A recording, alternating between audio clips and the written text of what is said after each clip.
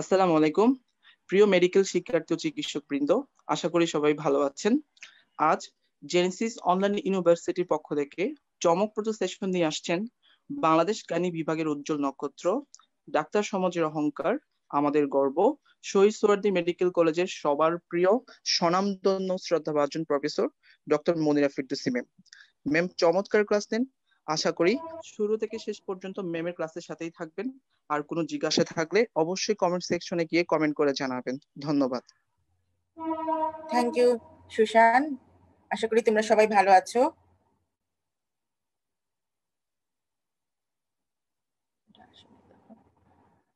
আচ্ছা, আজকে আমরা যে ক্লাসটা নেব সেটা খুবই ইম্পর্টেন্ট একটা ক্লাস। আমি স্ক্রিন শেয়ার করে নি, তাই না? তো আমার মনে হয় তোমরা কি সবাই চলে এসেছো কিনা সেটা একটু বলো, কারণ আমি প্রথমে একদম ক্লাস শুরু করার আগে একটু আমার মনে হয় একটু আলোচনা করে যদি নেই তাহলে আমার মনে হয় ভালো হবে। যে টপিকসটা নিয়ে আমরা একটু কথা বলবো সেটাতে যদি দেখি যে তোমাদের কিছু কোয়েশ্চেন অ্যান্সার শুনে, একটা অ্যান্সার শুনে আমি একটা কোয়েশ্চেন করবো, সেটা শুনে যদি আমরা টপিকসে চলে যাই তাহলে মনে হয় ভালো হবে। হুম, আচ্ছা, প্রথমে আমি একটা সিনারিও বলি, তোমরা একটু মনোযোগ দিয়ে শোনো। অনেকেই তো চলে এসেছো বোধহয়। সিনারিওটা এরকম: a 55 years lady came to the hospital with the complaint of irregular pervaginal bleeding with white discharge. She has 3 children.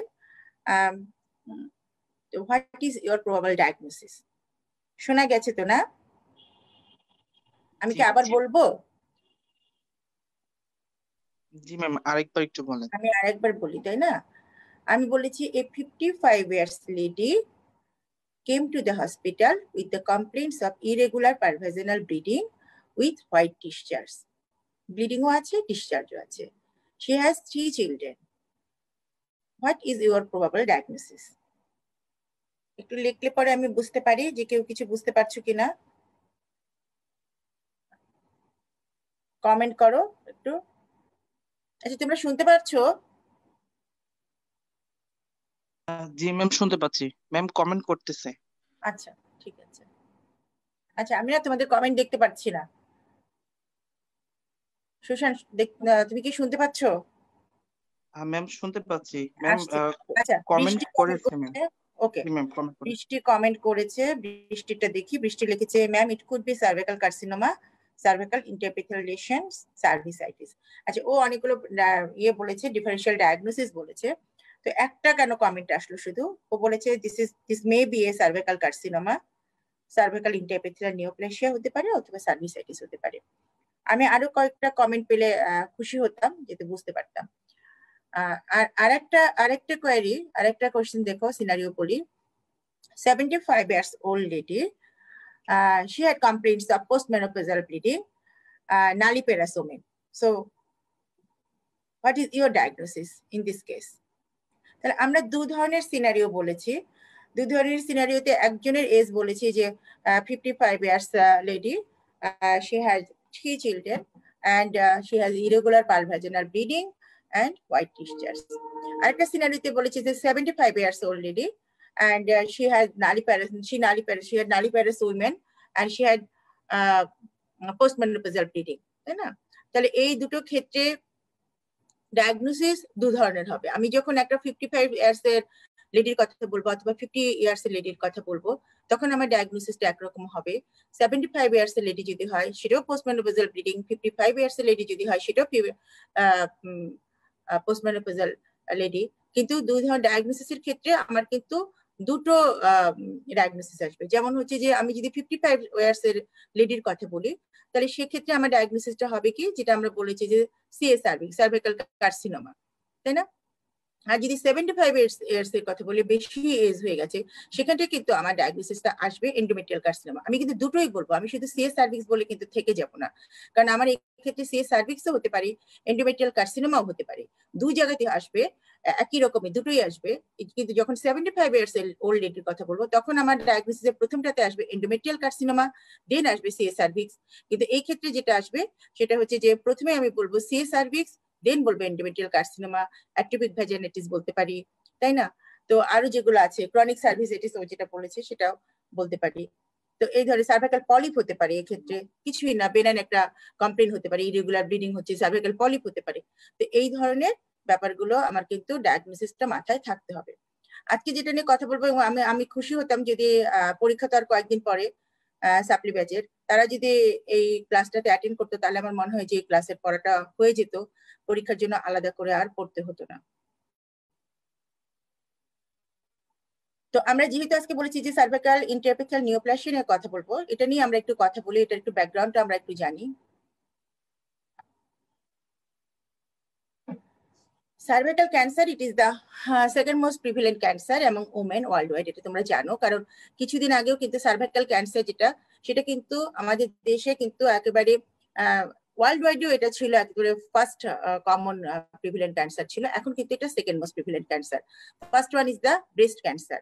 তো সার্ভাইকাল ক্যান্সার কি জন্য সেকেন্ড মোস্ট প্রিভিলেন্ট ক্যান্সার হলো, ব্রেস্ট ক্যান্সার এখন এগিয়ে গেছে, তার কারণ হচ্ছে যে আমরা কিছু স্ক্রিনিং করতে পারছি, সেই জন্য আমরা সার্ভাইকাল ক্যান্সারের রেটটাকে কমিয়ে আনতে পেরেছি। Estimated 4,68,000 new cases of cervical cancer worldwide এটা, এবং 2,33,000 death occurred worldwide. তার ভিতরে দেখো যে almost 80% of the cervical cancer occur in the developing countries, where is the most common cancer among women. তাহলে যেখানে ডেভেলপিং কান্ট্রিতে 80% ক্ষেত্রে 80% কিন্তু সার্ভিক্যাল ক্যান্সার যেটা হচ্ছে ওয়ার্ল্ড ওয়াইড যা হচ্ছে, তার ভিতরে 80% ক্ষেত্রেই হচ্ছে, 80% হচ্ছে ডেভেলপিং কান্ট্রিতে।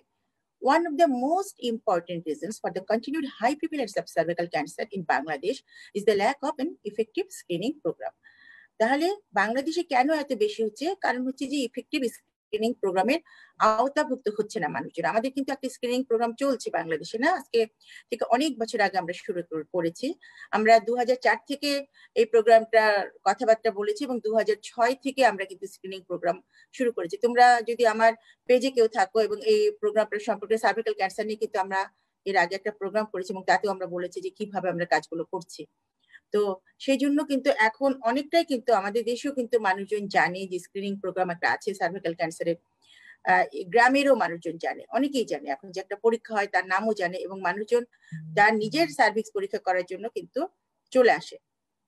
সুতরাং আমাদের সবাইকে এই ব্যাপারটা জানতে হবে। সার্ভিক্স কি? সার্ভিক্স হচ্ছে, তোমরা জানো যে this is the lower third of the portion of the uterus. It is narrow and consists of muscular and fibrous tissue. It is conical in shape and its apex directed towards and backwards. তার আগে আমি যদি বলি যে ইউটেরাসের length কত, তোমরা জানো যে ইউটেরাসের লেন্থ 7.5 থেকে 8 সেন্টিমিটার। সার্ভিক্সের লেন্থ কত? সার্ভিক্সের লেন্থ হচ্ছে 2.5 থেকে 3 সেন্টিমিটার। তাহলে এই সার্ভিক্সটা হচ্ছে ইউটেরাসের লোয়ার পোর্শন, এবং এটা দেখতে কেমন সেটা তোমরা জানো যে একটা ন্যারো এবং মাসকুলার এবং ফাইব্রাস টিস্যু দিয়ে এটা তৈরি, এটা কনিক্যাল ইন শেপ, এবং এই অ্যাপেক্সটা কি হয়েছে, ডিরেক্টেড হয় ডাউনওয়ার্ডস এন্ড ব্যাকওয়ার্ডস। কিভাবে আসে? সার্ভিক্সটা কি করে, projects through the anterior wall of the vagina, which divides it into the upper supravaginal portion and lower vaginal portion. অ্যানাটমিটা একটু জানলে সুবিধা হচ্ছে যে আমরা কি করে স্ক্রিনিং গুলো করি সেটাও তোমরা জানতে পারবে। তাহলে এই যে সার্ভিক্সটা, এটা যদি অ্যান্টেরিয়র ওয়ালকে পিয়ার্স করে না আসতো, তাহলে কিন্তু আমরা খুব সহজে এটাকে স্ক্রিনিং করতে পারতাম না। অনেক টিউমার বা অনেক ক্যান্সার আছে, সেগুলো কিন্তু এত সহজেই স্ক্রিনিং করা যায় না, এটা আমরা পরে বলবো, আস্তে আস্তে আমরা আগাবো। আমরা একটা ছবি দিয়েছি, ছবিতে দেখো যে আমরা ছবিতে দেখাচ্ছি একটা ফিমেল রিপ্রোডাক্টিভ অর্গানকে দেখাচ্ছি, এবং তার ভিতরে নর্মাল যে কন্ডিশন আছে সার্ভিক্সের সেটা তোমরা দেখতে পাচ্ছ, এবং যখন এটা অ্যাবনর্মাল কন্ডিশন হয়ে যাচ্ছে সেটাও কিন্তু দেখতে পাচ্ছ, অ্যাবনর্মাল কন্ডিশনে কিরকম হয়ে গেছে সার্ভিক্সটা।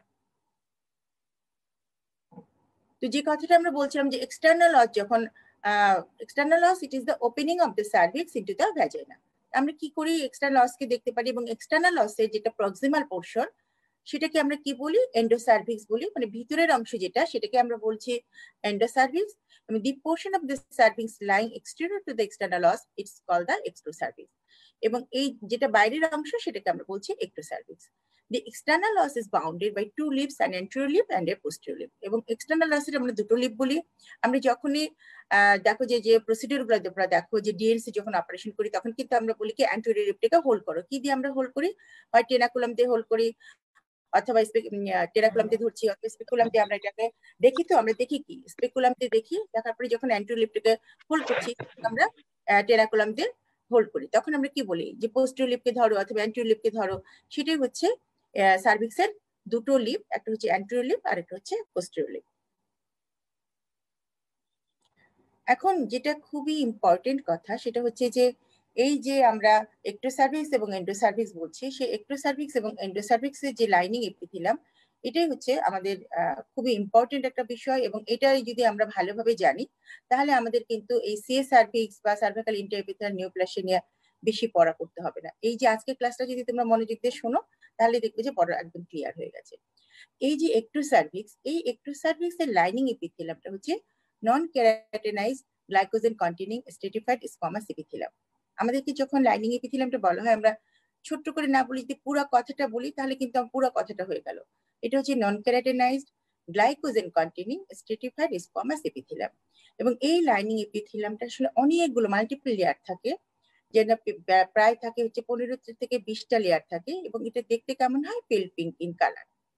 আর যেটা এই লেয়ারের আবার কতগুলো আমরা এই এপিথেলিয়ামকে কতগুলো ভাগে ভাগ করা হয়, যেমন হচ্ছে এপিথেলিয়ামকে আমরা ডিভাইড করি বেজাল লেয়ারে, প্যারাবেজাল লেয়ারে, ইন্টারমিডিয়েট লেয়ারে এবং সুপারফিশিয়াল লেয়ারে। এগুলো আমরা ছবি দেখে দেখে পড়বো একটু পরে। দেখো এই যে আমরা বললাম যে 15 থেকে 20টা লেয়ার থাকে, এইখানে আবার আমরা কি 4টা ভাগে ভাগ করা হয়। এটা একদম যেটা নিচের লেয়ার, দেখো এটা বেসমেন্ট মেমব্রেন। এই বেসমেন্ট মেমব্রেনের নিচে থাকছে কি, এখানে থাকে ভেসেল। আর এইখানে হচ্ছে এটা হচ্ছে বেজাল লেয়ার। দেখো এখানে হচ্ছে সাইটোপ্লাজম এবং নিউক্লিয়াসটা অনেক বড় বড় এখানে। তারপরে থাকছে প্যারাবেজাল লেয়ার, তারপরে আসে ইন্টারমিডিয়েট এবং তারপরে আসছে সুপারফিশিয়াল সেল লেয়ার। তাহলে এই যে 4টা লেয়ার,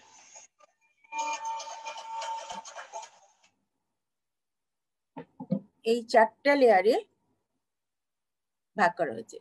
তাহলে এর নিচে থাকছে বেসমেন্ট মেমব্রেনের উপরে কিন্তু অতগুলো portion, basal layer, parabasal layer, intermediate cell layer এবং সুপারফিশিয়াল সেল লেয়ার। আর এই যে বেসমেন্ট মেমব্রেন এটা দিয়ে কিন্তু সেপারেট করা থাকে এবং এই বেসমেন্ট মেমব্রেনের নিচে থাকে হচ্ছে ভেসেল। তাহলে এটা হচ্ছে স্ট্রেটিফাইড স্কোয়ামাস এপিথেলিয়ামের লেয়ারটা আমরা দেখলাম। এখন এই যে আমরা বলছি পেল পিঙ্ক ইন কালার, পেল পিঙ্ক ইন কালার কেন, যখন আমরা এই সার্ভিক্স দেখবো তখন আবার কিন্তু আমি এটা বলবো, তবুও আগে বলে রাখি, যখন এই সার্ভিক্সটা আমরা দেখবো, এই সার্ভিক্সটা যখন দেখি তখন লাইটের আলোতে আমরা কিন্তু দেখি, লাইট দিয়ে দেখি। লাইট দিয়ে দেখার ফলে কি হয়, এই যে এই ভেসেল গুলো রিফ্লেক্ট করে। তাহলে এতগুলো লেয়ার ভেদ করে যখন আমরা এই ভেসেলটাকে দেখতে পারি, এই ভেসেলটাকে আমরা দেখে কিন্তু কালারটা আসে, তখন আমরা এটাকে দেখি হচ্ছে পেল পিঙ্ক ইন কালার। আর দেখো এন্ডোসার্ভিক্স কি, endocervix is covered by mucin secreting simple columnar epithelium which lines the surface and underlying glands. The columnar epithelium is composed of a single layer of tall cells with dark staining nuclei close to the basement membrane. তাহলে এখানে দেখো এন্ডোসার্ভিক্সটা কি, এটা হচ্ছে columnar টল columnar epithelium এবং এটা হচ্ছে mucin secreting.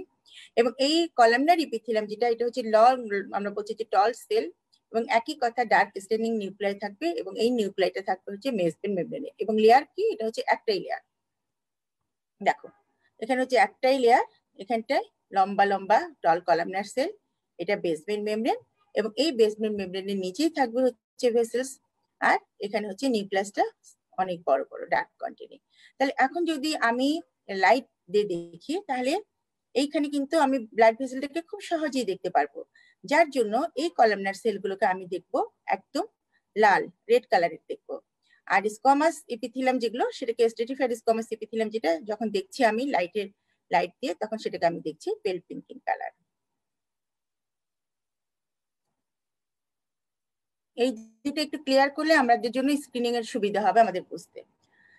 এখন squamo columnar junction, squamo columnar junction, it is the meeting point of columnar epithelium with the squamous epithelium.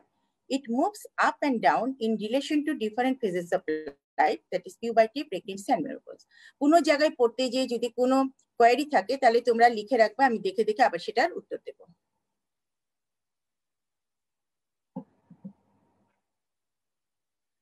আচ্ছা, এখন এই যে আমরা মিটিং পয়েন্টে বলছি, এটা তো একটা ইম্পর্টেন্স আছে। স্কোয়ামা কলামনার জাংশন, এটাকে আমার চিনতে হবে, এটাই ইম্পর্টেন্স।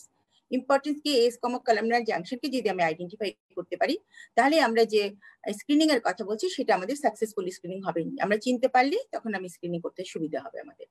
তাহলে এটা কি, এই মিটিং পয়েন্টটা কি? এটা হচ্ছে স্কমা, আমরা বলেছি যে একটু সার্ভিক্সের লাইনিং এপিথেলিয়াম একরকম, সেটা কি? আর এন্ডোসার্ভিক্সের লাইনিং এপিথেলিয়াম, এন্ডোসার্ভিক্সের লাইনিং এপিথেলিয়াম হচ্ছে টল কলামনার সেল, আর এক্টোসার্ভিক্সের লাইনিং এপিথেলিয়াম হচ্ছে স্ট্রেটিফাইড স্কোয়ামাস এপিথেলিয়াম। তাহলে এই দুটোর যে মিটিং পয়েন্ট, সেই মিটিং পয়েন্টটাই হচ্ছে আমাদের স্কোয়ামো কলামনার জাংশন। যে কথাটা বলা হচ্ছে যে it moves up and down in relation to different phases of life. তার মানে দেখো এই স্কোয়ামো কলামনার জাংশনটা কিন্তু এক জায়গায় থাকছে না, এটা একেবারে মুভ করে, উপরে নিচে মুভ করে। কখন কিভাবে মুভ করে? পিউবার্টি, প্রেগনেন্সি, এটাতে তখন এটা বাইরে বের হয়ে আসে। মেনোপজে এই স্কোয়ামো কলামনার জাংশনটা খুঁজে পাওয়া যায় না, দেখা যায় না, কারণ এটা তখন ভিতরের দিকে আবার চলে যায়। সেই জন্য বলা হচ্ছে যে এটা মুভস করছে, এবং কিসের মুভস করে, কিভাবে? এটা হচ্ছে এস্ট্রোজেনের ইনফ্লুয়েন্স, এটা ভিতরে থাকে, কখনো বাইরে চলে আসে।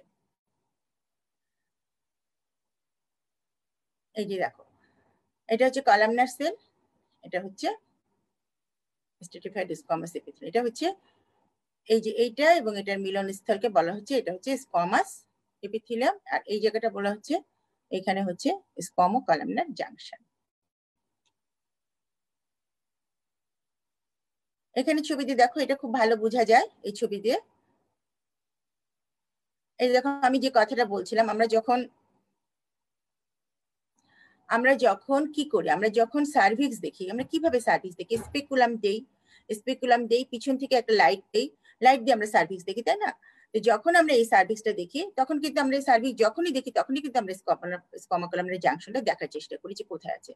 এবং এই যে কলামনারটা, এটা দেখো এন্ডোসার্ভিক্স, এই কলামনারটা কিন্তু আমরা দেখছি, এটা লাল লাল দেখা যাচ্ছে। আর এটা কিন্তু কি হচ্ছে, এই যে, আর এটা কি, এটা হচ্ছে একটা প্যারাসঅস, এটা প্যারাসঅস, ঠিক আছে? আর এই যে এইটার সাথে এই যে এইটার যে মিটিং পয়েন্টটা, সেটাকে আমরা বলি যে স্কোয়ামো কলামনার জাংশন। এটা এইভাবে আমরা খুঁজে দিই। এখন এইখানে আবার দেখো কতগুলো কথা বলেছে, এটা দেখো লিখেছে, এটা এটা আমরা প্যারাসঅস বলে একদম একেবারে ট্রান্সভার্সলি স্লিট হয়ে গেছে। এটা হচ্ছে এক্টোসার্ভিক্স, আর এটা হচ্ছে ওইখানে বলেছে দেখো অরিজিনাল স্কোয়ামো কলামনার জাংশন, এটাকে বলেছে নিউ স্কোয়ামো কলামনার জাংশন। আমরা যে বলেছি যে স্কোয়ামো কলামনার জাংশনটা আপ এন্ড ডাউন করে, মানে এইখানে ছিল হয়তো অরিজিনাল স্কোয়ামো কলামনার জাংশনটা, এখন এটা আস্তে আস্তে এটা এখানে চলে আসছে, এটা হচ্ছে নিউ কলামনার জাংশন। তা আমরা এই স্কোয়ামো কলামনার জাংশনটাকে যখন আমরা লাইট দিয়ে দেখি, তখন আমরা এই স্কোয়ামো কলামনার জাংশনটাকে দেখতে পারি। আমরা এই যে লাল অংশ এবং এই যে একটা পিঙ্ক কালারের জিনিস, এই দুটোর যে মিটিং পয়েন্ট, সেটাকে আমরা বলি স্কোয়ামো কলামনার জাংশন, এটাকে দেখি। এখন এই যে আমরা বলছি অরিজিনাল স্কোয়ামো কলামনার জাংশন, এটাও কিন্তু আমরা দেখতে পারি। কিভাবে দেখি? এটা তোমাদের জন্য হয়তো একটু কঠিন হয়ে যায়, তারপরেও একটু জেনে রাখো যে আমরা যখন দেখি, তখন দেখি যে কিভাবে আমরা অরিজিনাল স্কোয়ামো কলামনার জাংশন দেখবো। আমরা যখন দেখি, তখন স্পেকুলামটাকে আরেকটু বড় করে নিয়ে দেখতে চেষ্টা করি, তখন দেখি যে দুই পাশে এখানে যদি কোনো নেবোথিয়ানসিস দেখি, অথবা ডাক্টের গ্ল্যান্ড গুলো দেখার খোঁজ করি, তাহলে এখানে যদি কোনো গ্ল্যান্ড দেখি, সেখান থেকে আমরা একটা ইমাজিনারি লাইন টানি, এই ইমাজিনারি লাইন দিয়ে সেটাকে হয়ে যায়, এটা হচ্ছে অরিজিনাল স্কোয়ামো কলামনার জাংশন, আর এটা হচ্ছে নিউলি ফর্ম স্কোয়ামো কলামনার জাংশন। এই দুটোর যে মাঝখানে জিনিসটা, এটাকে আমরা বলি ট্রান্সফরমেশন জোন। এটা খুব ইম্পর্টেন্ট একটা জিনিস, কারণ এই ট্রান্সফরমেশন জোনের ভিতরে আমরা যখন পরীক্ষা করি, স্ক্রিনিং করি, তখন যে অ্যাটিপিক্যাল সেলগুলো দেখি, সেটা কিন্তু এই ট্রান্সফরমেশন জোনের ভিতরেই থাকতে হবে। যদি এর বাইরে থাকে, তাহলে সেটার কিন্তু সিগনিফিকেন্সি কমে যায়, এটা কিন্তু ততটা সিগনিফিকেন্ট হয় না। কিন্তু এই ট্রান্সফরমেশন জোনের ভিতরেই যখন থাকে, তখন সেটা সিগনিফিকেন্ট।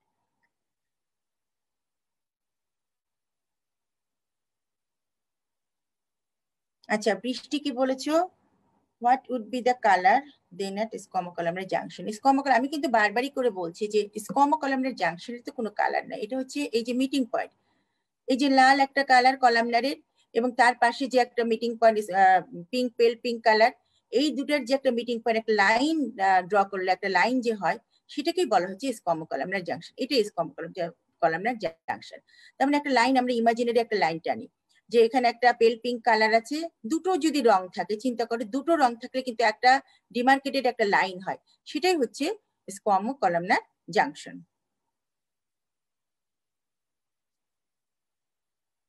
এখানে আবার সেই ছবিগুলো দিয়ে আবার বলা হচ্ছে যে আবার ফিমেল একটা রিপ্রোডাক্টিভ ট্র্যাক্টের ছবি দিয়েছি, তোমরা এটা জানো, uterus, this is cervix, this is vagina, fallopian tube, ovary, ঠিক আছে।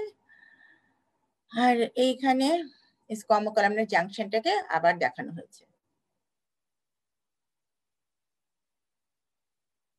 এখন এই স্কোয়ামো কলামনার জাংশনের কোনো ইম্পর্টেন্স আছে কিনা। The squamous columnar junction rarely remains restricted to the external ORs.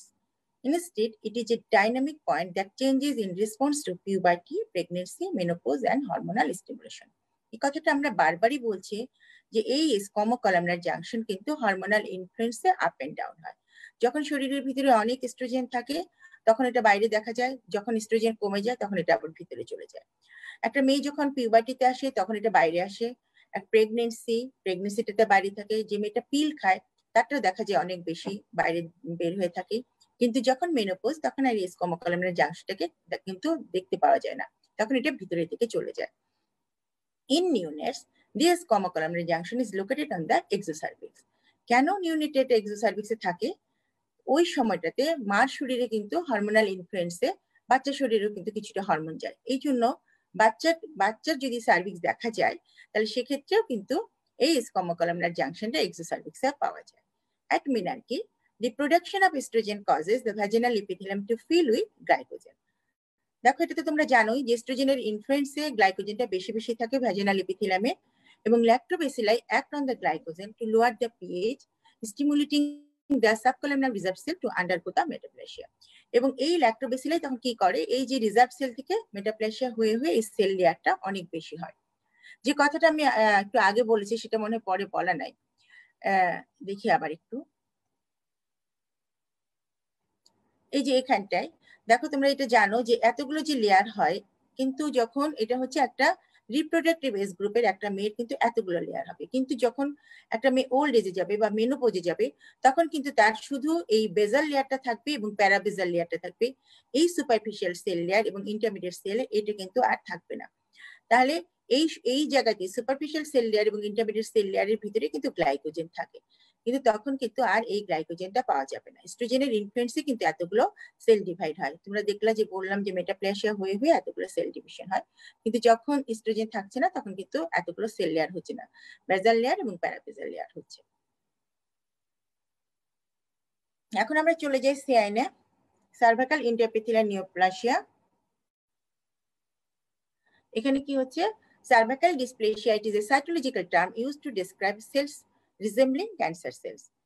এখন আরেকটা ডেফিনিশন আছে, সেটা আমরা কিভাবে বলি, cervical interepithelial neoplasia refers to histopathological description in which a part or full thickness of a stratified squamous epithelium is replaced by the cells showing varying degree of the dysplasia. However, the basement membrane is intact. দেখো এটা খুবই important কথা, এবং পরীক্ষাতে যদি cervical ইন্টারএপিথেলিয়াল neoplasia কি এটা যদি জিজ্ঞাসা করা হয় তোমাদেরকে, তাহলে কিন্তু এভাবে বলতে হবে যে it refers to histopathology, এটা কিন্তু histopathological একটা description in which a part or full thickness of the stratified squamous epithelium is replaced by cells showing varying degree of the dysplasia. However, the basement membrane is intact. তাহলে cervical ইন্টারএপিথেলিয়াল neoplasia যখন আমরা বলছি তখন সেখানে কি হচ্ছে, এই epithelial sell লেয়ারটা কিন্তু চেঞ্জ হতে পারে, তার ডিগ্রি বিভিন্ন ডিগ্রিতে varying degree of the dysplasia হতে পারে, কিন্তু বেসমেন্ট মেমব্রেন কিন্তু এখানে ইনট্যাক্ট থাকবে। তাহলে আমরা এটাকে কিভাবে ক্লাসিফাই করতে পারি, আমরা তিনটা গ্রেডে ভাগ করতে পারি। একটা হচ্ছে CIN1 or mild dysplasia, CIN2 or moderate dysplasia, তারপরে আমরা যাব হচ্ছে CIN3 অর সিভিয়ার ডিসপ্লেসিয়া, তারপরে যাব আমরা কার্সিনোমা ইন সিটু। কিভাবে করছি আমরা, CIN1 or mild dysplasia যেটা, সেটা আমরা বলছি only the basal third or less of the epithelium is occupied by undifferentiated cell.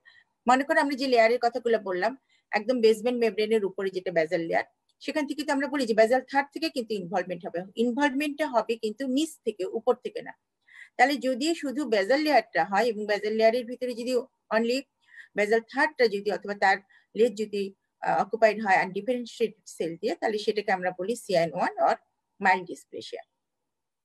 CN2 or moderate dysplasia যখন বলি তখন আমরা বলি if the cells occupy between 1/3 and 2/3 of the epithelium, 1/3 এবং 2/3 এর মধ্যে যখন এটা অ্যাটিপিক্যাল সেল চলে আসছে তখন আমরা বলি মডারেট ডিসপ্লেসিয়া অথবা CN2। CN3 যখন বলি তখন আমরা বলি if more than 2/3 of the epithelial thickness is occupied by the undifferentiated cell, 2/3 এর বেশি যখন হয়ে যাচ্ছে তখন কিন্তু এটা CN3 বলছি। আর যখন বলা হচ্ছে যে কার্সিনোমা ইন সিটু কোনটা, কার্সিনোমা ইন সিটু মানে হোল থিকনেসটাই যখন একদম অ্যাটিপিক্যাল সেল দিয়ে ইনভলভ হয়ে যাচ্ছে, যখন সেখানে এপিথেলিয়াম থিকনেস বেড়ে যাচ্ছে, মাইটোটিক ফিগার চলে আসছে, তখন আমরা বলছি যে এটা হচ্ছে কার্সিনোমা ইন সিটু। বাট এখানে আরেকটা কথা আছে, সেটা হচ্ছে যে কার্সিনোমা ইন সিটু বলছি হোল থিকনেসটা অকুপাইড হয়ে যাচ্ছে, বাট এটা কিন্তু বেসমেন্ট মেমব্রেনকে পিয়ার্স করে ভিতরে যাচ্ছে না, তাহলে বেসমেন্ট মেমব্রেন এখানে ইনট্যাক্ট আছে, সেই জন্য এটা কার্সিনোমা ইন সিটু। এই কথাটা মনে থাকতে হবে যে কার্সিনোমা ইন সিটু মানে আমার পুরো থিকনেসটা ইনভলভ হয়ে গেছে কিন্তু বেসমেন্ট মেমব্রেন ইনট্যাক্ট হচ্ছে না, ইনট্যাক্ট আছে। যখনই বেসমেন্ট মেমব্রেনকে পিয়ার্স করে এটা ভিতরে চলে যাবে তার মানে তখন কিন্তু এটা ইনভেসিভ কার্সিনোমা হবে। আমরা বলি মাইক্রো ইনভেসিভ আর একটা বলি চেইন ইনভেসিভ, তাহলে তখন এটা কিন্তু আর কার্সিনোমা ইন সিটু থাকবে না। এখন প্যাথোলজি যদি বলি যে CN3টা, কারণ CN3 থেকেই চলে যাবে হচ্ছে ইনভেসিভ কার্সিনোমা, তাহলে কি হয়, এই disorderly and disoriented arrangement of the closely packed cells throughout the whole thickness of the epidermis with loss of the stratification. তাহলে এখানে কি হবে, স্ট্রেটিফিকেশন নষ্ট হবে, হোল থিকনেস অফ দ্য এপিডার্মিসটা ইনভলভ হবে, intact basement membrane with absence of the rete ridges, কিন্তু basement মেমব্রেনটা intact থাকবে কিন্তু যে রেটিরিজেস যেটা থাকে সেটা আর থাকবে না। Variation of the size and shape of the cells, এবং এই যে সাইজ এবং শেপ ছিল সেলের, সেই সাইজ এবং শেপ গুলো এক একটা এক এক রকম হয়ে যাবে। Variation in size and shape and staining qualities of the nuclei, তাহলে এটা হচ্ছে প্যাথোলজিক্যাল একটা ভ্যারিয়েশন বললাম। এখন যেটা ইম্পর্টেন্ট কথা সেটা হচ্ছে আমাদের রিস্ক ফ্যাক্টর গুলো কি। প্রথমে যেটা পজিটিভ এজেন্ট যদি আমরা বলি যে সিএস সার্ভিক্স এবং সার্ভাইকাল ইন্টারএপিথেলিয়াল নিউপ্লেসিয়ার পজিটিভ এজেন্টকে আমরা এক নম্বর কথা বলবো, পজিটিভ এজেন্ট হচ্ছে হিউম্যান প্যাপিলোমা ভাইরাস।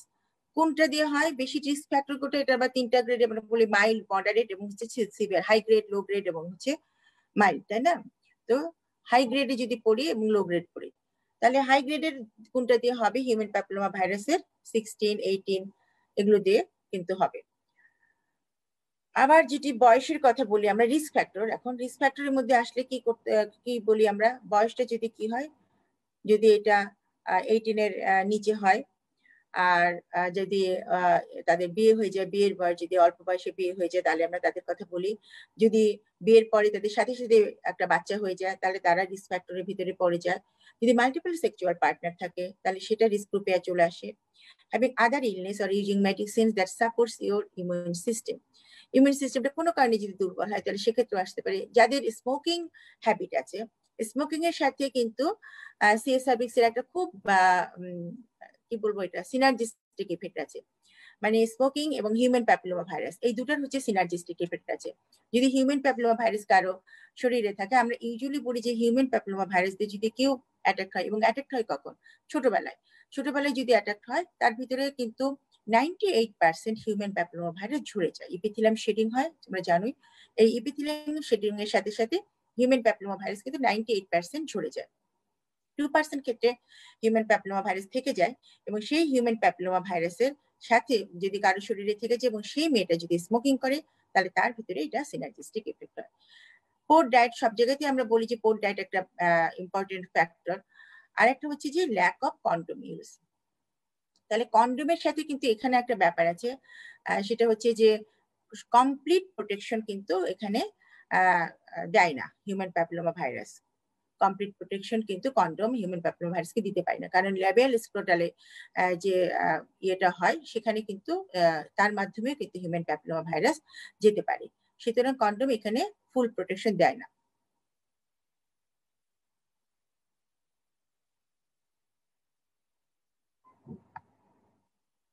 এখন কি কারণে হচ্ছে, সেটা হচ্ছে the causes of CIN is chronic infection of the cervix with human papilloma virus।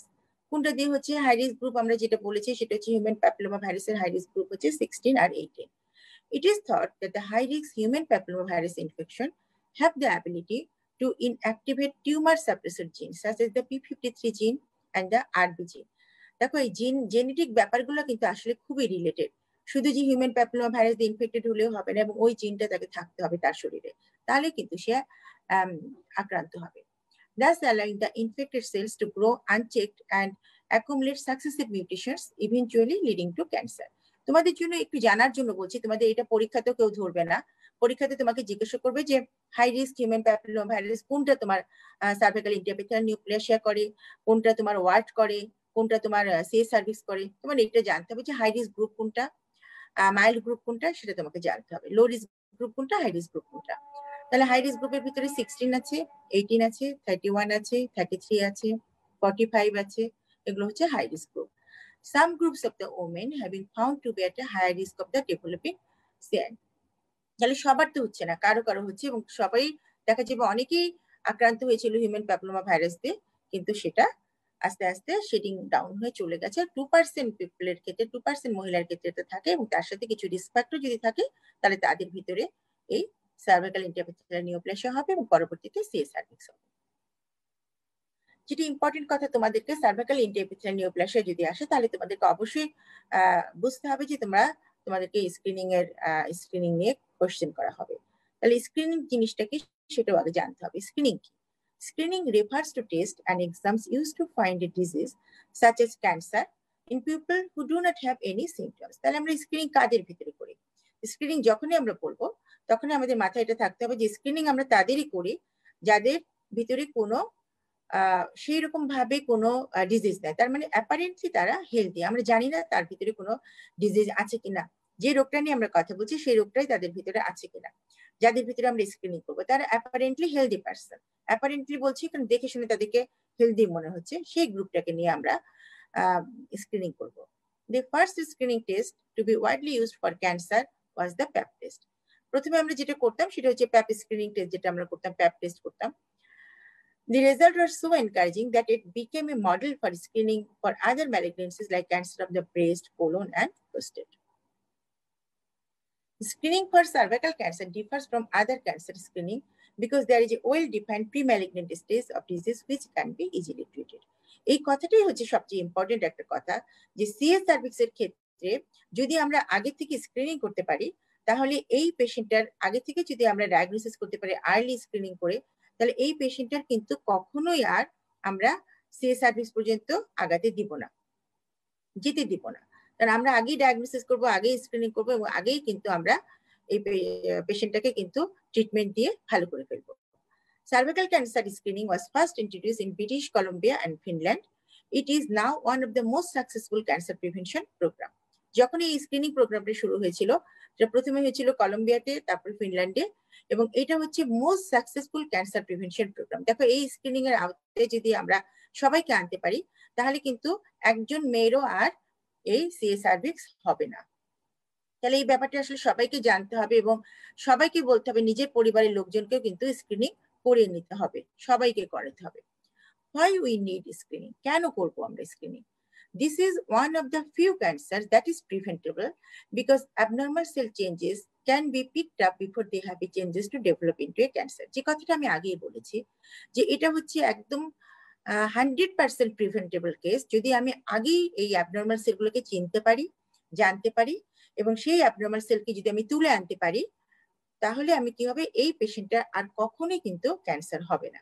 So এই সিএস সার্ভিক্স এর জন্য স্ক্রিনিং হচ্ছে খুবই ইম্পর্টেন্ট একটা ব্যাপার, এবং কখন করতে হবে, কিভাবে করতে হবে, সেই কথাগুলো নিয়ে কিন্তু আমি আজকে কথা বলবো। দেখো এটা একটা ন্যাচারাল হিস্ট্রি আছে যে ইনফেকশন থেকে কিভাবে এটা সিআইএন হচ্ছে, সার্ভিক্যাল ইন্টারপ্যাথিয়াল নিউপ্লেসিয়া হচ্ছে, এবং সেই সার্ভিক্যাল ইন্টারপ্যাথিয়াল নিউপ্লেসিয়া থেকে কিভাবে এটা ইনভেসিভ কার্সিনোমা হচ্ছে, এবং এই যে ইনফেকশন হচ্ছে সেই ইনফেকশন থেকে সিআইএন থেকে তারপরে এটা ইনভেসিভ কার্সিনোমা হতে কিন্তু অনেক সময় লাগে। সেই সময়টা কিন্তু একেবারে আমরা বলছি 10 থেকে 15 বছর সময়। তাহলে এই 10 থেকে 15 বছর সময়ের ভিতরে যদি একটা মেয়েকে আমরা স্ক্রিনিং করে জানতে পারি যে সে কোন স্টেজে আছে এবং সেখান থেকে যদি তার ট্রিটমেন্ট করি তাহলে কিন্তু কখনোই আর তার সিএস সার্ভিক্স হবে না। তাহলে দেখো লো গ্রেড আমরা বলি যে লো গ্রেড স্কোয়ামাস ইন্টারপ্যাথিয়াল লেশন, যেটাকে বলি অ্যাসকাস, আর হাই গ্রেড ইন্টারপ্যাথিয়াল লেশন বলি। তাহলে এইভাবে আমরা কিন্তু আলাদাভাবে বলতে পারি, আমরা সিআইএন 1 দিয়েও বলতে পারি, আবার এইভাবেও বলতে পারি high grade lesion, low grade lesion. এভাবে কিন্তু আমরা বলতে পারি। তাহলে হাই গ্রেড লিশন মানে হচ্ছে CN1, অথবা কেবল ইনফেকশন হয়েছে, কলিসাইটিস আছে, সেটা হচ্ছে লো গ্রেড লিশন। আর হাই গ্রেড লিশন যখন আমরা বলি তখন হচ্ছে CN2, CN3, সেটা হচ্ছে হাই গ্রেড লিশন।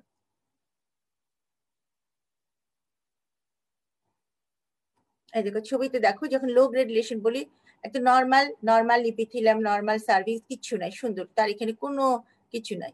এখানে যখন আমরা আবার দেখছি পরীক্ষা করে, তখন দেখো এখানে সেলটা চেঞ্জ হয়ে গেছে, এখানে সাদা সাদা সাদা সাদা একটা সেল আছে, নর্মাল ছিল এরকম কিচ্ছু ছিল না, পরীক্ষা করে একদম নর্মাল, এখানে দেখো অ্যাবনর্মাল সেল চলে আসছে, সাদা সাদা চলে আসছে। তারপরে এখানে দেখো পুরা সার্ভিক্সটাই কেমন হয়ে গেছে, আর এটা তো একদম ইনভেসিভ কার্সিনোমা।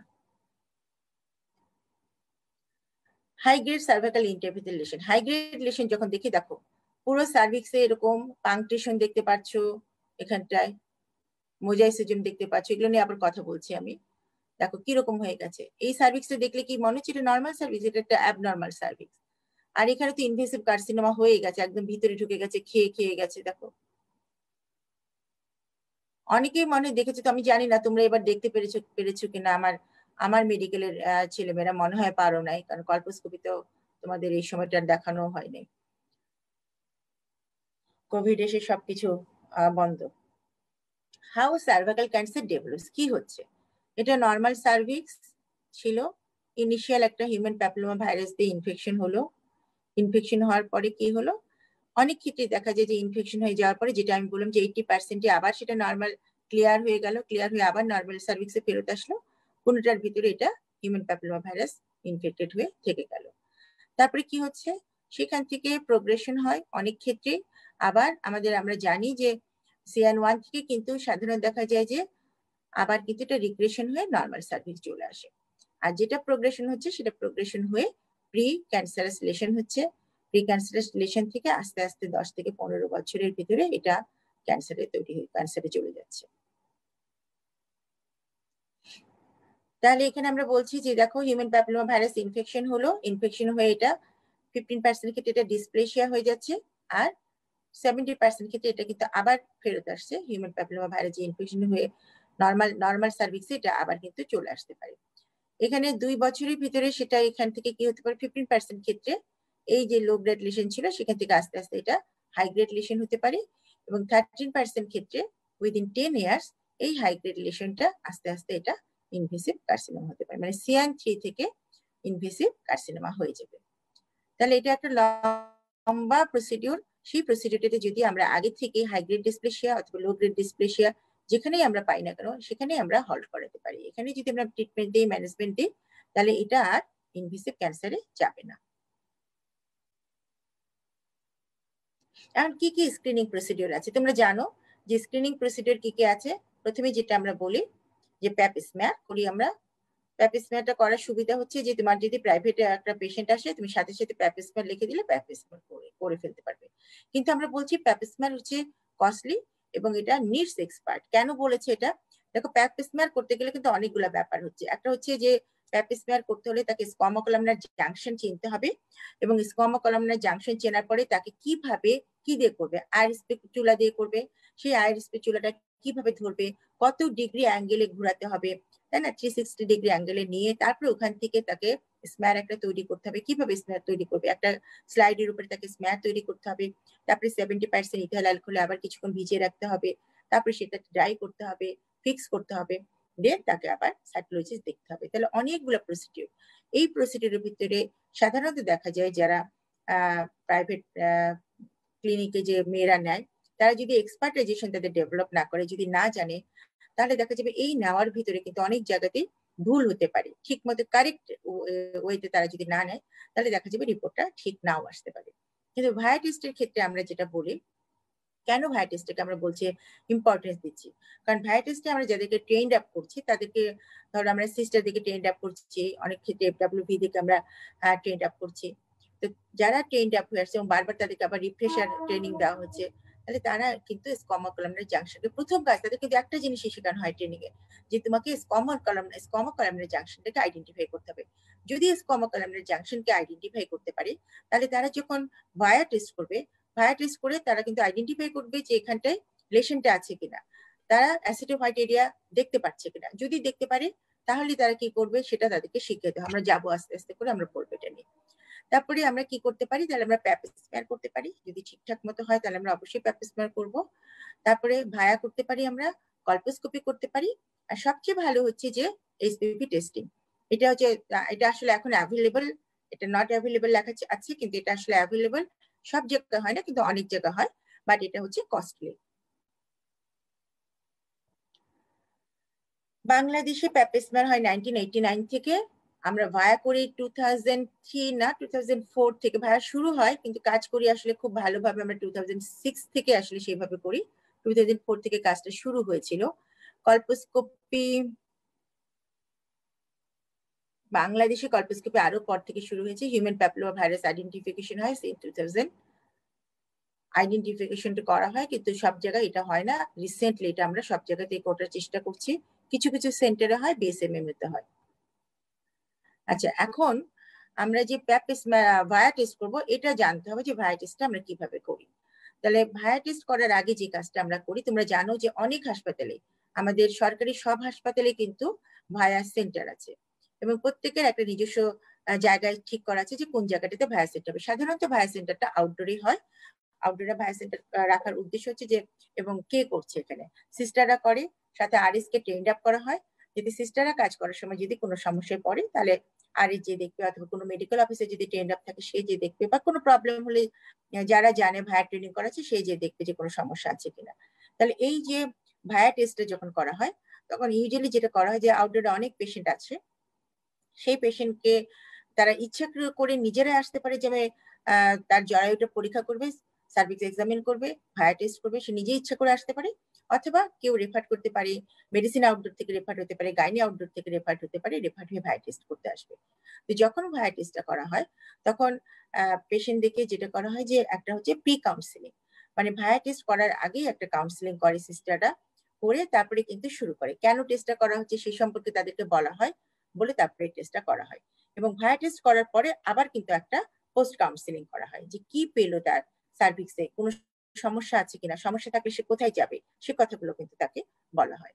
তাহলে প্রথমে যখন আমরা ভায়া টেস্ট করি, ভায়া টেস্ট করার সময় যে কাজটা করা হয় সেটা হচ্ছে পেশেন্টকে প্রথমে ব্লাডার এমটি করা হয়। তোমরা জানো যে কোনো উপায়ে যদি আমরা সার্ভিক্স দেখতে চাই তাহলে তাকে অবশ্যই ব্লাডার এমটি করে আনতে হবে। ব্লাডার এমটি করে যদি না আসে তাহলে কিন্তু সার্ভিক্সটা দেখা যায় না, কারণ ব্লাডার যদি ফুল থাকে তাহলে ব্লাডারটা সামনের দিকে চলে আসবে, চলে আসলে পরে কি হবে, সার্ভিক্সটা পিছনের দিকে চলে যাবে, তখন সার্ভিক্সকে এক্সপোজ করা সম্ভব হয় না। এই জন্য আচ্ছা ঠিক আছে, তারপরে যেটা করি আমরা, কি করলাম যে কাউন্সিলিং করলাম, কাউন্সিলিং করার পরে তারপরে পেশেন্টকে ব্লাডার এমটি করে, পেশেন্ট যখন টেবিলে আসলো, টেবিলে আসার পরে তাকে আমরা ডর্সাল পজিশনে নিলাম। তারপরে এদিকে আমরা কি করি, আমরা অ্যাসিটিক অ্যাসিড বানাই, কিভাবে করি, একটু 5% অ্যাসিটিক অ্যাসিড নেই, অ্যাসিটিক অ্যাসিড নিয়ে আমরা 1 মিনিট সার্ভিক্সের উপরে একটা কটন দিয়ে আমরা কিন্তু হোল্ড করে রেখে দিই। আচ্ছা, 1 মিনিট আমরা ধরে রাখি, ধরে রাখার পরে তারপরে যখন আমরা কটনটাকে সরিয়ে ফেলি তখন দেখে যে এখানে কোনো রকম কোনো চেঞ্জ আসছে কিনা। দেখো আমরা এখানে দেখো 1 মিনিট পরে সরিয়ে নেওয়ার পরে এখানে চেঞ্জ আসলো, এখানে সরিয়ে নেওয়ার পরে কোনো চেঞ্জ আসেনি, তার মানে এটা হচ্ছে ভায়া নেগেটিভ, এখানে চেঞ্জ আসলো, দেখো এই যে এরকম এরকম সাদা সাদা চলে আসলো, সেটা হচ্ছে ভায়া পজিটিভ। সুবিধা কি, এই রেজাল্টটা কিন্তু পেশেন্ট সাথে সাথে পেয়ে গেল, তার মানে তার যত উৎকণ্ঠা হলো সব কিন্তু উৎকণ্ঠা শেষ, সাথে সাথে সেই রেজাল্টটা জানতে পারলো। জানার পরে কি করবে সেটা আমরা বলে দেব।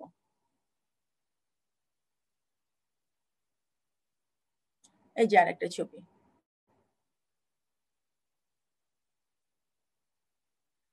এখন টেস্ট পজিটিভ হলো, detection of a well defined opaque acetowhite lesion close to the squamocolumnar junction. তাহলে এরকম যদি হয় তাহলে কি হবে, একটা ডেন্স অ্যাসিটোহাইড এরিয়া পাওয়া গেল, তাহলে সেই রকম যদি হয় তাহলে এটাকে বলবো আমরা টেস্ট পজিটিভ। এখন পজিটিভ টেস্ট যদি হয় তাহলে সেই পেশেন্টটা কোথায় যাবে, এই যে ভায়া পজিটিভ, ছবি দেখো পজিটিভ, এটা দেখে কি মনে হচ্ছে CN1 না CN2, এটা দেখো দেখো হালকা, আমরা বলেছি ডেন্স ওপেক একটা শ্যাডো থাকবে, এবং এটা আমরা কিভাবে বলি, এটা হালকা, এটা তাহলে CN1, যত গাঢ় হবে সেটা হবে হাই গ্রেড লেশন, তাহলে সেটা হবে CN2 অথবা CN3।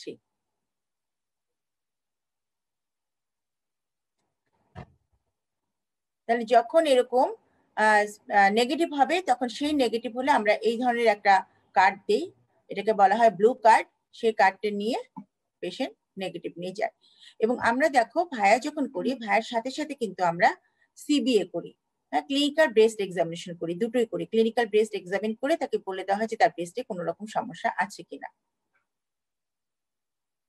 আর যদি পজিটিভ হয় তাহলে আমরা এরকম একটা রেড কার্ড দিই। সেই রেড কার্ড দিয়ে এখানে সমস্ত কিছু রেজিস্ট্রেশন নাম্বার টাম্বার সব লেখা হয়, তার নাম্বার, তার ফোন নাম্বার, দেখো পেশেন্টের ফোন নাম্বার লেখা হয়, মোবাইল নাম্বার লেখা হয়, বাড়ির ঠিকানা লেখা থাকে। এবং এই জায়গাটাতে যদি পজিটিভ হয় তখন এইখানে কিন্তু আমরা কোনো কিছু লিখবো না। এখানে কোনো কিছু না লিখে ভিতরের একটা পাতা আছে, সেখানে আমরা লিখে দেবো এবং কোথায় যাবে, রেফারেল সেন্টার কোন জায়গায় যাবে সেটা আমরা লিখে দেবো। যদি সোহরাওয়ার্দী হাসপাতালে হয় তাহলে সোহরাওয়ার্দী হাসপাতাল থেকে আমরা বলে দেবো যে আপনি আউটডোর থেকে এটা চলে যাবেন, আপনি কোথায় সেটা বলে দেবো। আমরা যেখানে করি কল্পোস্কোপি ক্লিনিক আমাদের যেখানে আছে সেখানে আমরা করবো। ঢাকা মেডিকেল হলে ঢাকা মেডিকেলে ওরা বলে দেবে। আর যদি না হয় কোনো কারণে, ধরো আমার সোহরাওয়ার্দী মেডিকেল কলেজে অথবা ঢাকা মেডিকেলে যে আমাদের মেশিন নষ্ট, তাহলে আমরা বিএসএম এর মধ্যে পাঠাবো, তাহলে সেটাও আমরা বলে দেবো। কল্পোস্কোপি এখান থেকে কি হবে, যখন এই লাল কার্ডটা পেলো তখন লাল কার্ড পাওয়ার পরে সে কল্পোস্কোপি ক্লিনিকে যাবে। কল্পোস্কোপি ক্লিনিকে যাওয়ার পরে তারপরে আবার আমরা পরীক্ষা করে দেখবো যে সত্যি যেটা পরীক্ষা করে ভায়া করে দেখা গেছে পজিটিভ, সেটা সত্যি সত্যি পজিটিভ কিনা।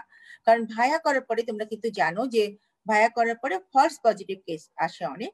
কারণ আমরা যখন ট্রেন্ড আপ করি সিস্টার দিকে আমরা বলি যে যেটা সন্দেহ হবে সেটাও কিন্তু পজিটিভ করে পাঠাবেন, কারণ তখন কল্পোস্কোপিস্ট কনফার্ম করবে যে সেটা পজিটিভ না নেগেটিভ। কিন্তু যদি তার সন্দেহ হয় সে নেগেটিভ করে, তাহলে কি হতে পারে, নেগেটিভ করলে একটা ডিজিজ সার্ভিস সেটা কিন্তু আমার নেগেটিভ হয়ে জানা গেল না যে সেটা পজিটিভ ছিল, কিন্তু ভুল করে সেটা নেগেটিভ করে ফেললো। তাহলে এই নেগেটিভ কেসটা সে মনে করলে যে সে ভালো, কিন্তু পরবর্তীতে তাকে কিন্তু আবার সাফার করতে হবে, পজিটিভ হতে পারে। কিন্তু যদি একটা ভুল করে নেগেটিভ কেসকে আমি পজিটিভ করে দিই, তাহলে সেটা যখন কল্পোস্কোপি করবে, কল্পোস্কোপি করে কিন্তু মোর শিওর হব যে না সেখানে কোনো কিছু নাই, তাহলে সেটা নেগেটিভ হলে কনফার্ম করবো যে কল্পোস্কোপিক্যালি সে নর্মাল। তাতে আমার সুবিধাটা কি হচ্ছে, আমাদের কিন্তু একটা কেসও মিস হচ্ছে না। আমাদের ফলস পজিটিভ কেস আসছে, রোগ না, কিন্তু রোগ বলে আমরা ডায়াগনোসিস করছি, রোগ বলে আমরা কল্পোস্কোপি করতে দিচ্ছি, কিন্তু কল্পোস্কোপি করে আমি কনফার্ম করছি। তাহলে আমার কিন্তু সুবিধা দুটো হচ্ছে যে আমার এই পেশেন্টটাকে কিন্তু কোনোভাবে আমি মিস করছি না, বা পেশেন্টটা কোনোভাবে কিন্তু ভুলভাবে সে নেগেটিভ প্রমাণ হচ্ছে না। সেই জন্য আমরা বলি যে সন্দেহ হলে অবশ্যই সেটাকে ফলস পজিটিভ হোক, কিন্তু পজিটিভ করে পাঠাতে হবে। এখন কল্পোস্কোপি কি, কল্পোস্কোপি হচ্ছে this is a technique in which the cervix is visualized through optical instruments are used to detect changes in the cellular pattern and vascularity of the covering epithelium. তাহলে এটা একটা টেকনিক। এই টেকনিকে কি করছি, সার্ভিস ভিজুয়ালাইজড হচ্ছে একটা optical instrument দিয়ে, এবং সেখানে কি করছে সেলুলার প্যাটার্ন এবং ভাস্কুলারিটি দেখা হচ্ছে, কার দেখছি, কভারিং এপিথেলিয়ামে। এখানে ম্যাগনিফিকেশন অফ দ্য কল্পোস্কোপ হচ্ছে 10 to 20 টাইমস। এটা একটা কল্পোস্কোপ মেশিন, এর যে অপটিক্যাল একটা ক্যামেরা, এখানে চোখ দিয়ে আমরা দেখি। এখন তো আমরা অনেক জায়গাতে আমরা ডিজিটাল দেখি, আমাদেরকে আর চোখ দিয়ে দেখতে হয় না, আমরা সরাসরি দেখতে পারি, অনেকেই হয়তো দেখেছো।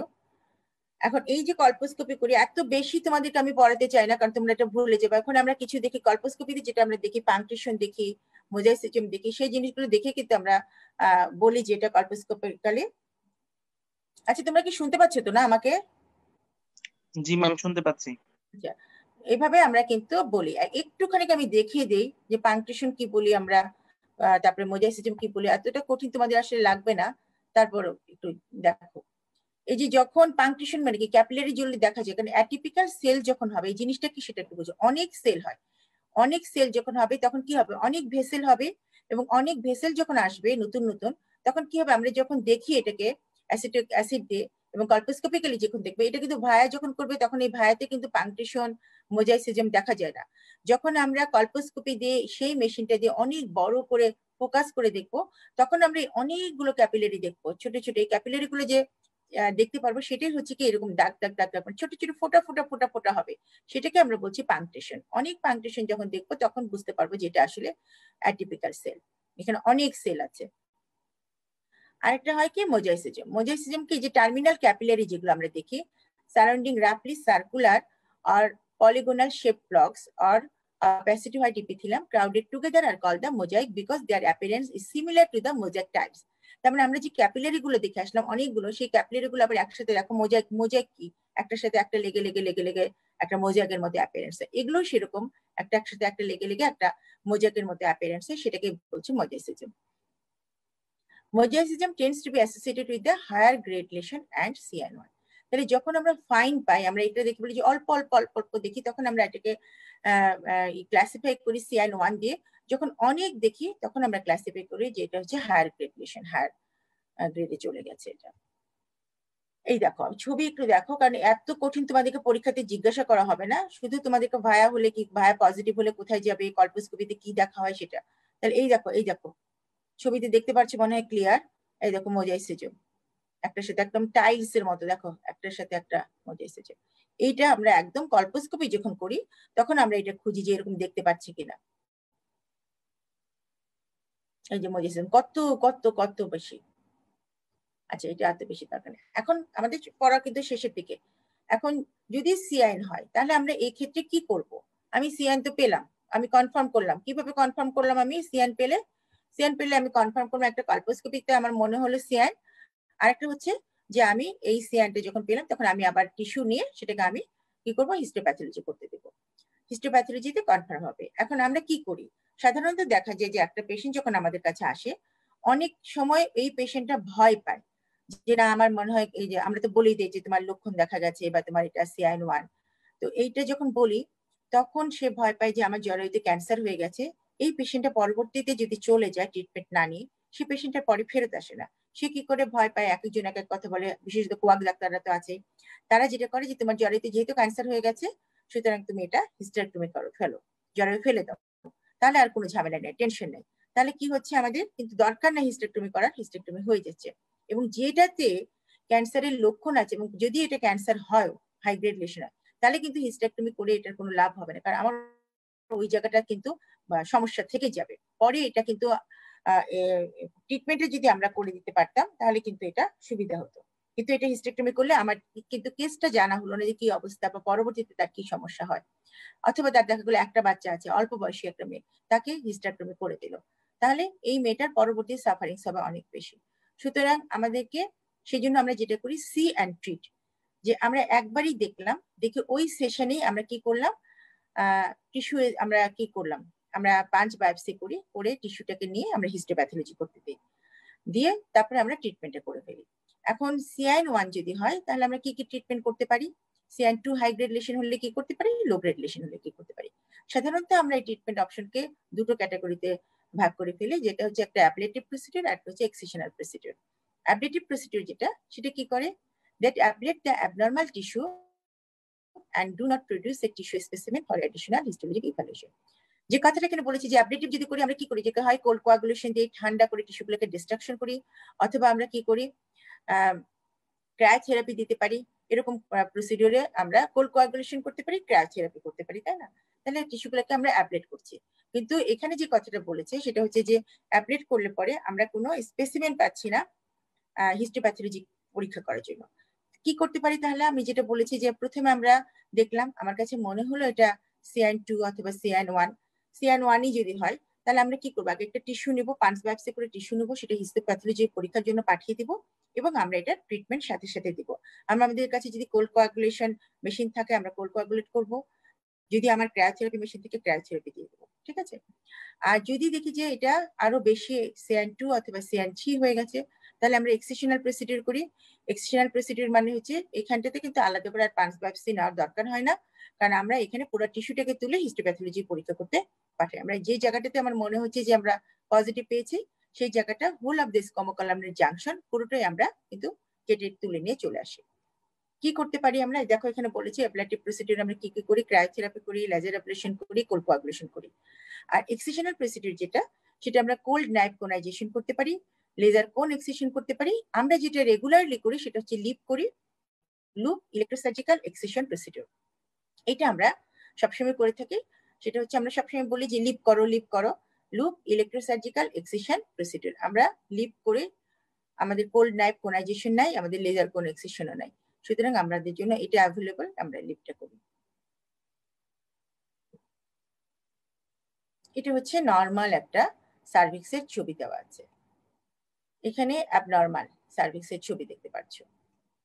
আচ্ছা, মোটামুটি তোমাদের জন্য সহজ করে এইটুকুই পড়া। এখন হচ্ছে যে আরেকটু মনে হয় বলতে হবে, সেটা হচ্ছে যে এই যে আমরা এই প্রসিডিউর গুলো করলাম, এই প্রসিডিউর গুলো করার পরে আমাকে পেশেন্টকে কি বলতে হবে।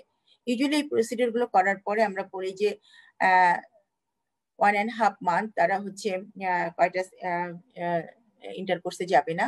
আর একটা হচ্ছে যে তাদের এই সময়টাতে যেটা হয় সেটা হচ্ছে হোয়াইট ডিসচার্জ হতে পারে, অনেক বেশি হোয়াইট ডিসচার্জ হতে পারে। তো এই সময় থেকে আমরা ট্রিটমেন্ট দিই, একটা অ্যান্টিবায়োটিক দিই। দেওয়ার পরে পেশেন্টকে যেটা বলা হয় যে দুটো কথা বলা হয়, একটা হচ্ছে যে 1.5 মাস পর্যন্ত তারা ইন্টারকোর্স করবে না, আর একটা হচ্ছে যে এই 1.5 মাস সময়ের ভিতরে তাদের একটু অনেক সময় হোয়াইট ডিসচার্জ যায় বেশি বেশি, কারো কারো ক্ষেত্রে কোনো কোনো ক্ষেত্রে দেখা যায় যে ব্লিডিং হতে পারে। তো এইরকম ক্ষেত্রে যদি তাদের কখনো ব্লিডিং বেশি হয়, অথবা তাদের যদি জ্বর আসে বা টেম্পারেচার আসে বা অন্য রকম কোনো সমস্যা হয়, ফাউল স্মেলিং ডিসচার্জ আসে, তাহলে সাথে সাথে তারা যোগাযোগ করবে। আর এর ভিতরে তাদেরকে অ্যান্টিবায়োটিক দেওয়া হয়, অ্যানালজেসিয়া দেওয়া হয়, এই তো। তারপরে তারা হচ্ছে হিস্টোপ্যাথোলজি রিপোর্ট নিয়ে আবার দেখা করতে আসে। এখন এই হিস্টোপ্যাথোলজি রিপোর্ট দেখে যদি দেখা যায় যে তার CIN2 এসেছে, তাহলে আমরা আবার তাকে বলি যে আপনি নেক্সট আবার পরীক্ষা করতে আসবেন 6 মাস পরে। 6 মাস পরে আবার আমরা কি করব, কল্পোস্কোপি করে দেখবো যে কি অবস্থা। এখন আমরা অবশ্যই একবারই বলি যে 1 বছর পরে আসবেন।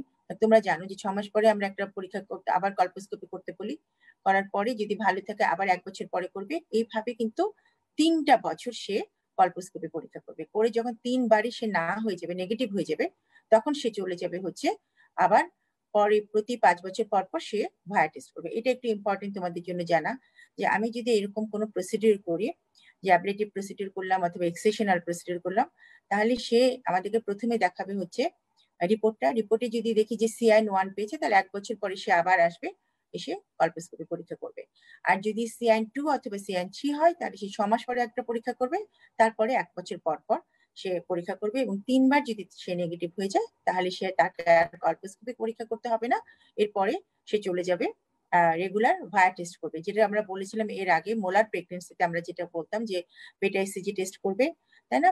টেস্ট করার পরে যখন সে নেগেটিভ হবে, তখন সে 3টা পরপর নেগেটিভ হওয়ার পরে তারপর সে রেগুলার চেক আপে চলে যাবে, মাসে মাসে চেক আপ করবে। কিন্তু এখানে হচ্ছে যে সে যখন 3টা পরপর নেগেটিভ হয়ে গেল কল্পোস্কোপিতে, তারপরে সে চলে যাবে হচ্ছে ভায়া পরীক্ষা করবে 5 বছর। আমরা তো আগে 3 বছর পর পর বলতাম, এখন আমরা বলি 5 বছর পর পর সে ভায়া টেস্ট করবে, visual inspection of cervix with acetic acid. তাহলে এটা কিন্তু তোমাদেরকে জিজ্ঞেস করা হয় যে হোয়াট ইজ ভায়া। ভায়া মানে visual inspection of cervix with acetic acid. তাহলে এইটা মোটামুটি সার্ভাইকাল ইন্টারএপিথেলিয়াল নিউপ্লেসিয়া এইটাই, এখানে এত বেশি কিছু নাই। শুধু তোমাদেরকে জিজ্ঞাসা করে হোয়াট ইজ সার্ভাইকাল ইন্টারএপিথেলিয়াল নিউপ্লেসিয়া, তার গ্রেডিংটা বলতে বলা হয়, CIN1 2 3 এটা বলতে বলা হয়, CIS টা বলতে হয়, বেসমেন্ট মেমব্রেনকে পিয়ার্স করে কিনা সেটা তোমাকে জিজ্ঞাসা করা হয়। তারপরে তোমার ট্রিটমেন্ট ম্যানেজমেন্ট কি, ভায়া, তখন এখানে চলে আসে তোমার এই যে ভায়া তুমি দেখেছো কিনা, কিভাবে ভায়া পরীক্ষা করে, কত % অ্যাসিটিক অ্যাসিড নিতে হয়, তারপরে পজিটিভ যদি হয়, সেই পজিটিভ হলে তখন কোথায় যাবে, ভায়া পরীক্ষাটা সাধারণত আমাদের দেশে কারা করে সেটা বলতে হবে, কোন কোন সেন্টারে হয় ভায়া পরীক্ষা সেটা তোমাদেরকে জানতে হবে, ভায়া পজিটিভ হলে কল্পোস্কোপি কারা করে সেটা তোমাকে জানতে হবে। কল্পোস্কোপি তো আমরা করছি, তো কল্পোস্কোপি অবশ্যই ডাক্তাররা করে, সেটা তোমাকে জানতে হবে। সবাই কিন্তু করে না, যাদের ট্রেনিং করা আছে, যারা কল্পোস্কোপিস্ট, তারাই কিন্তু এই কল্পোস্কোপি পরীক্ষাটা করে। আর আমরা যদি কাউকে লোকালি ট্রেনিং করে তাদেরকে শেখাই, তাহলে সে করতে পারে। তাহলে এইভাবে জিনিসটা হবে, এবং ট্রিটমেন্টটা কি হবে এইটুকুই, ছোটই কিন্তু একটা জিনিস, কিন্তু তোমাদেরকে জানানোর জন্য কিন্তু আমি একটু বিশদভাবে বলেছি। স্কোমা জাংশন টাংশনটা বলেছি, স্কোমা জাংশন অবশ্যই জানতে হবে। এই এখন যদি কারো কোনো কোয়ারি থাকে তাহলে আমাকে বলো, আমি একটু তোমাদের সাথে কথা বলি, উত্তর দিই। আচ্ছা, কোশ্চেনে কি আসছে, শাহনাজ সুশান বলেছে ma'am post menopausal bleeding complain করলে ফার্স্টে কি ভায়া করতে দিব নাকি কল্পোস্ট। আচ্ছা, পোস্ট মেনোপজাল উইমেন, আমি কিন্তু প্রথমে বলেছি তোমাদেরকে, যেটা পোস্ট মেনোপজাল উইমেন তাদের কিন্তু ভায়া করা যায় না, কারণ হচ্ছে স্কোমা জাংশনটা ভিতরের দিকে থাকে। যদি স্কোমা জাংশন ভিতরের দিকে চলে যায়, তাহলে কিন্তু ভায়াতে কিছুই দেখতে পারবে না। এবং আরেকটা কথা ইম্পর্টেন্ট, যে স্কোমা জাংশন যদি দেখতে না পারা যায়, তাহলে ভায়া টেস্ট করে কোনো লাভ হবে না। দেখতেই তো পারছে না, কিভাবে করবে, তখন এটাকে লেখে তারা আনস্যাটিসফ্যাক্টরি, ভায়া করতে পারে না। তখন এটা আবার পাঠানো হচ্ছে কল্পোস্কোপি করার জন্য। কল্পোস্কোপি করেও যদি দেখা যায় যে স্কোয়ামোকলামিনার জাংশনটা অনেকে, যেমন ধরো 70 বছরের একটা মেয়ে যদি আসে, অনেক সময় তার কিন্তু বেশিরভাগ ক্ষেত্রে দেখা যায় না, একদম ভিতরের দিকে চলে যায়।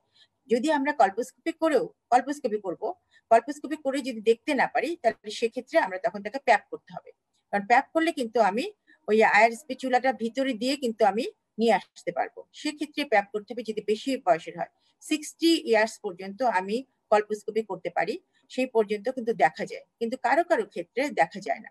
যদি না দেখা যায়, সেখানে অনেকগুলো কথা বলার আছে যে আমরা কিভাবে সেটাকে দেখতে পারি। এটা তোমাদের জন্য, ছোট মানুষ, তোমাদের জন্য এটা লাগে না, কারণ আমরা যখন স্কোয়ামোকলামিনার জাংশনটা ভিতরে চলে যায়, তখন আমরা একটু, আমাদের একটা কোগানস ফোরসেপ আছে, সেই ফোরসেপ দিয়ে আমরা আবার একটু খুলি, দেখি যে ভিতরে থেকে দেখা যায় কিনা। তখন আমরা ওই কল্পোস্কোপি মেশিন দিয়ে ভিতরটা দেখার চেষ্টা করি অ্যাসিটিক অ্যাসিড দিয়ে। তো ওইখানে যদি দেখা যায়, তাহলে আমরা বলে দিতে পারি যে হ্যাঁ কি অবস্থা। আর যদি দেখা নাই যায়, তাহলে আমরা পরবর্তীতে বলি যে প্যাপিসমিয়ার করতে হবে।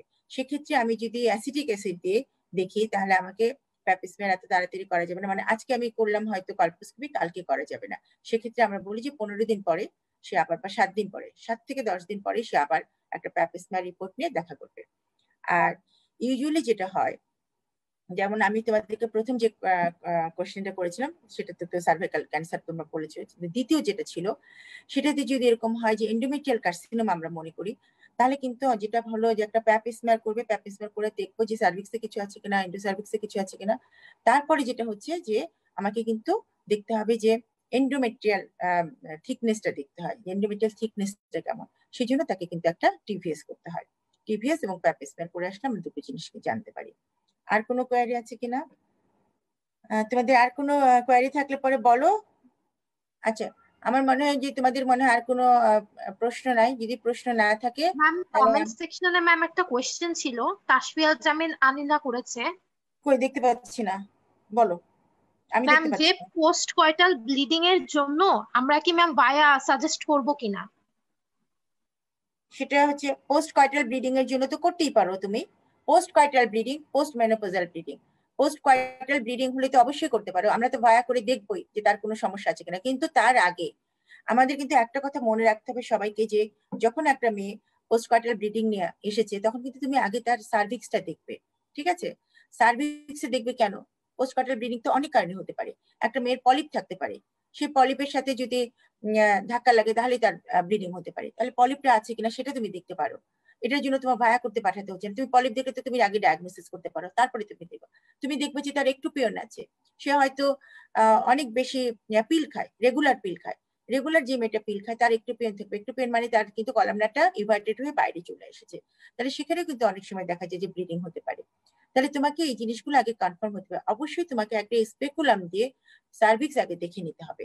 দেন তুমি দেখলে যে না, এখানে কিছুই নাই, তাহলে একটা ভায়া টেস্ট করতে পারি, তখন সে ভায়া টেস্ট করবে। ঠিক আছে?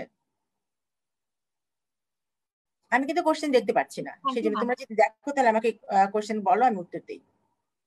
এটা কিন্তু সবসময় মাথায় থাকতে হবে সবাইকে, কিন্তু আসলে সার্ভিক্সটা দেখতে হবে। আমরা ছোট্ট একটা পরীক্ষা, মাত্র স্পেকুলামটা দিয়ে যদি একটু সার্ভিক্সটা দেখি, তাহলে কিন্তু আমরা অনেক কিছু জানতে পারি, দেখতে পারি। একটা দেখা যায় একটা মেয়ের শুধুমাত্র পলিপ আছে, সেই পলিপের জন্য তার কন্টিনিউয়াসলি ইরেগুলার ব্লিডিং হতেই আছে।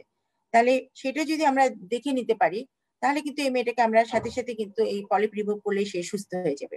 কিন্তু অনেক ক্ষেত্রে দেখা যায় যে এই একটা ছোট্ট টেস্ট স্পেকুলাম দিয়ে দেখার অভাবে দেখা যায় একটা মেয়ের অনেক সাফারিং করতে হয়। আর কোনো কোয়ারি আছে? ম্যাম না ম্যাম, কমেন্ট সেকশনে ম্যাম আর কোনো কমেন্ট নেই এই মুহূর্তে।